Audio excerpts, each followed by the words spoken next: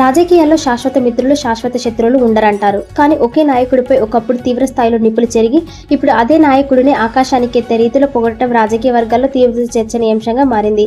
ప్రధాని నరేంద్ర మోదీని ఉద్దేశించి గతంలో చేసిన విమర్శలు, ఇప్పుడు ఆయనపై కురిపిస్తున్న ప్రశంసల వీడియోలు సోషల్ మీడియాలో విపరీతంగా వైరల్ అవుతున్నాయి. ఒకప్పుడు ప్రధాని మోదీ శైలిపై తీవ్ర విమర్శలు వెల్లువెత్తాయి.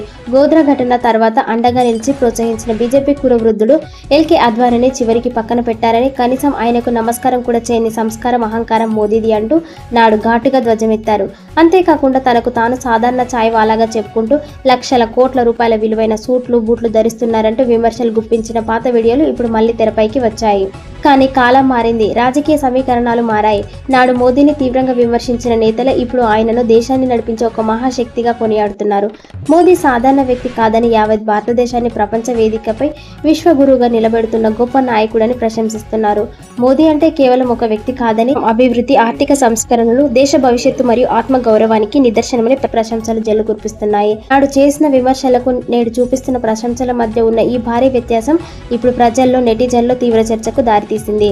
రాజకీయాల్లో అవకాశవాదమే పరమవాదిగా నాయకులు తమ వైఖరిని ఎలా మార్చుకుంటారో చెప్పేందుకు ఈ పరిణామాలే ప్రత్యక్ష నిదర్శనమని విశ్లేషకులు భావిస్తున్నారు.